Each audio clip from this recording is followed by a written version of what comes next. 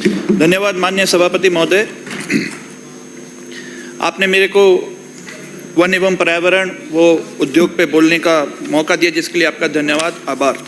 हमारी पीपलदा विधानसभा में पिछली गहलोत सरकार द्वारा कुछ प्रोजेक्ट स्वीकृत हुए थे, जिसमें कुछ समस्याएं आ रही है, जिसके लिए मैं आपके माध्यम से डबल इंजन की सरकार को अवगत करवाना चाहूँगा।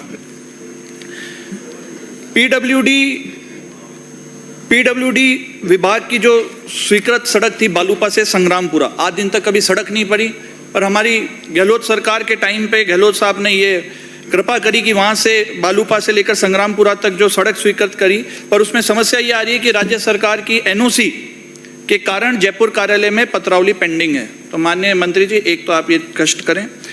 पीडब्ल्यूडी विभाग की स्वीकृत सड़क फुसोत माता जी तक, ये भी राज्य सरकार की एनओसी के कारण जयपुर पत्रावली में पेंडिंग है। पीडब्ल्यूडी विभाग की सड़क रोटेदा से मंडावरा 2 जिलों को जोड़ती है, कोटा व बूंदी, इस तक नेशनल बोर्ड या नई दिल्ली में इसकी एनओसी मिलना शेष है, तो आप इसमें सहयोग करें। गोटड़ा में पुलिया निर्माण की पत्रावली वाइल्ड लाइफ बोर्ड नई दिल्ली में एनओसी हेतु पेंडिंग है। ये वही गोटड़ा की पुलिया है जो हमारी सरकार के दौरान इसमें हादसा हुआ था।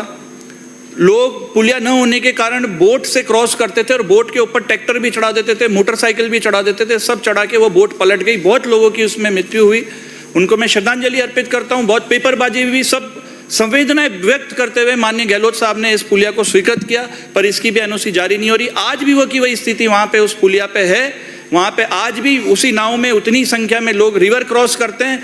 अगर कुछ हादसा होगा तो इसका जिम्मा और जवाबदेही सिर्फ और सिर्फ इस सरकार की होगी। मैं आपसे ये भी निवेदन करता हूँ कि एक पीडब्ल्यूडी सड़क जो पिछले वाले बजट में माननीय वित्त मंत्री जी ने जोटोली से लेकर मंडावरा तक जो स्वीकृत करी थी, उसकी भी नई दिल्ली से एनओसी मिलना शेष है। इसके लिए मैं आपसे निवेदन करता हूँ कि आप इसमें थोड़ा सहयोग करें। वर्ष 2010 में राज्य सरकार ने वन मित्रों का चयन किया था। 2 वर्ष की सेवाओं के बाद उनको हटा दिया गया। वर्तमान में राज्य सरकार वन भूमि पर वृक्षारोपण एवं वन्य जीवों के संवर्धन हेतु वन मंत्रियों का रजिस्ट्रेशन करवा रही है। अतः पूर्व में हटाए गए इन वन मित्रों को उनके अनुभव के आधार पर लगाया जाए, ऐसा मैं माननीय सभापति महोदय आपके माध्यम से मंत्री जी से निवेदन करूंगा, ताकि जो सरकार द्वारा जो योजनाएं ला जा रही है उनको धरातल पे उतारा जा सके। मैं माननीय सभापति महोदय आपके माध्यम से मैं ये भी मंत्री जी को अवगत करवाना चाहूंगा कि ठीक है, ओवर कॉन्फिडेंस में ये आंकड़े दिखाने के लिए बजट में करोड़ों पौधे लगाएंगे और आने वाले आगामी बजट में और ज्यादा करोड़ों की संख्या बढ़ाएंगे, ये ठीक है धरातल पर। धरातल पे काम दिखना चाहिए, धरातल पे काम होना चाहिए। पौधे कितने जिंदा रहते हैं, कैसे वो आगे चल पाएंगे, इसकी एक प्लानिंग बनाना वो ज्यादा मायने रखती है, ऐसा मैं समझता हूं। अखबार के माध्यम से पता चला कि एक सवाल में इसी सत्र में 60,000 से ज्यादा पेड़ लगाने का आंकड़ा दिखा दिया गया, लेकिन पता चला कि इनमें से कोई पेड़ ही नहीं लग पाए। तो मैं आपको कहना चाहूंगा कि ये जो आंकड़े दिए जाते हैं, हम ज़्यादा अफसरों पर निर्भर नहीं रह सकते। पेड़ लगाने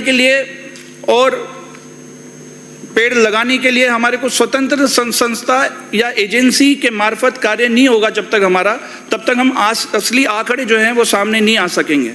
मैं समझता हूं कि इंसान के ऊपर जब कोई अत्याचार होता है तो विभिन्न प्रकार से वो सड़क पे विरोध कर सकता है, सोशल मीडिया के माध्यम से विरोध हो सकता है, पर जब प्रकृति के ऊपर कोई किसी प्रकार का अत्याचार होता है, चाहे वो वन जीवों के ऊपर हो, वो पेड़ों के ऊपर हो, किसी भी प्रकार का हो, तो उसके लिए माँ प्रकृति आदिवासियों को चुनती है, हम आदिवासियों को चुनती है और वन प्रेमियों को चुनती है।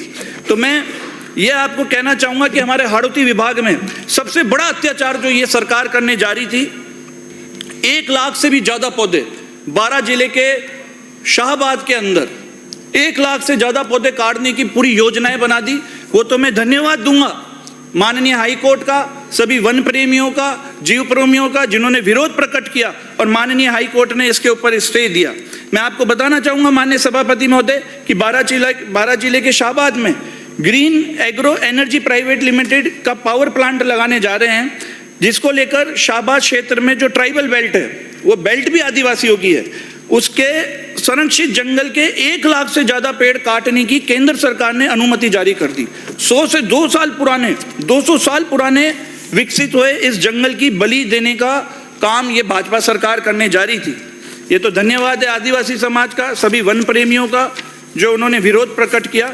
और ये सोचने का विषय है कि अगर इतनी ज़्यादा संख्या में अगर पेड़ कटेंगे तो जानवर कहाँ जाएंगे, इतने बड़े बड़े पेड़ कब तक तैयार होंगे, ये सोचने का विषय है। और मैं ये भी कहना चाहूँगा आपके माध्यम से माननीय सभापति महोदय, माननीय मंत्री जी से भी, कि सत्ता का इनका इतना अहंकार भी ठीक नहीं है। इतने बड़े बड़े पेड़ कटने जा रहे हैं लाखों की संख्या में, और क्षेत्रीय जनप्रतिनिधियों से कोई चर्चा नहीं है। वहाँ के क्षेत्रीय विधायक जो बीजेपी के हैं, उनसे जब मीडिया पूछती है तो वो कहते हैं मेरे को तो पता ही नहीं है इस बारे में कि क्या योजना आने जा रही है। उस जिले के पूरे विधायक बीजेपी के भी और सांसद भी, वो भी बीजेपी के, वो भी पत्र के माध्यम से इस जो ये प्लानिंग जो प्रोजेक्ट लेके आ रहे थे, इसका उन्होंने विरोध किया। तो मैं यही कहना चाहूँगा कि यही स्थिति प्रदेश में और जगह भी है। अभी माननीय शिव विधानसभा से आने वाले माननीय सदस्य ने भी अवगत करवाया था कुछ दिन पहले कि एमसीआर सूची 8 पर 17 खेजड़ी के पेड़ रातों रात काट दिए गए। और सोलर प्लांट लगाने वाली जो कंपनीज है, उन्होंने साइट पर खेजड़ी के पेड़ काट दिए। और तो और पेड़ काटने से पहले न वन विभाग को सूचित किया और न ही उनकी अनुमति ली, और रात को मशीनें आती है, पेड़ काट देती है, लोग बाद में वहां पे विरोध प्रदर्शन करते हैं। और इससे भी ज्यादा सोचने का विषय यह है कि एक तो पेड़ काटने से रोक नहीं रहे, ऊपर से जो कंपनियां जो खेजड़ी के जो पेड़ काट रही है, उसमें ऐसा कोई प्रावधान भी नहीं है कि इसकी जगह, काटने की जगह वो कोई और पेड़ लगाए, इस प्रकार का भी कोई प्रावधान नहीं है। तो ये हमारे को जो आज प्रदेश की जो स्थिति बनी हुई है वास्तविकता, उस पर ज्यादा सोचने की जरूरत है, बजाय इसके कि हम आंकड़ों में दिखाए बड़े बड़े करोड़ों की संख्या में हमने पौधे लगा दिए। मेरा आपके माध्यम से ये भी कहना है कि पेड़ों की जो प्रतिदिन बलि चढ़ाई जा रही है, उस पर कोई रोक टोक तो है नहीं, पर गर्मियां, अब जो गर्मियां आने वाली है, उसमें हीट वेव का भी कोई एक्शन प्लान सरकार के पास नहीं है। हीट वेव एक आपदा बनती जा रही है। इस बार 48 डिग्री से ज्यादा तापमान पहुंचने वाला है। आज जरूरत है कि नगर पालिका में ऑक्सीजन प्लांट को प्राथमिकता से बनाया जाए। हमारी भी जो ग्रामीण विधानसभा है, 2 नगर पालिका है, सुल्तानपुर एवं इटावा, उसके लिए भी मैं आपके माध्यम से माननीय मंत्री जी से निवेदन करूंगा कि जो शहर है उसके आसपास 50 से 30-40 बीघा वो ऐसी जमीन देखे जहाँ पे केवल पेड़ लगाए जाए और उसकी जो शुद्ध हवा है वो शहरों तक पहुंचे। शहरों में जो भूजल स्तर आज बढ़ रहा है, इससे वाटर लैगिंग की समस्या हो रही है। यहाँ पर सफेदे सहित कई प्रजाति के ऐसे पेड़ भी है जो पानी को सोखते हैं और पर्यावरण के लिए ठीक है, लेकिन शहरों में इनका सहान वृक्षारोपण नहीं हो रहा है। ऐसे में सुझाव रखता हूँ मैं आपके माध्यम से माननीय सभापति महोदय। एक मैं आपके माध्यम से ये भी कहना चाहूँगा कि उद्योग में जो है, मैं आपके माध्यम से मैं निवेदन करना चाहूँगा सरकार से कि जो स्वरोजगार और उद्योगीकरण के माध्यम से एसटी और एससी के विकास हेतु जो निर्धारित बजट की भागीदारी फर्मा, कंपनी, सोसाइटी को अनुदान के रूप में जो बांटकर एसटी और एससी के अधिकारों का जो हनन किया जाता है, ऐसी अनुदान प्राप्त फर्मों द्वारा एसटी एससी जनजाति लोगों को रोजगार देने के संबंध में ये विचार करें। आपने मेरे को बोलने का मौका दिया, जिसके लिए मैं आपका बहुत बहुत धन्यवाद करता हूँ माननीय सभापति महोदय। बहुत बहुत धन्यवाद।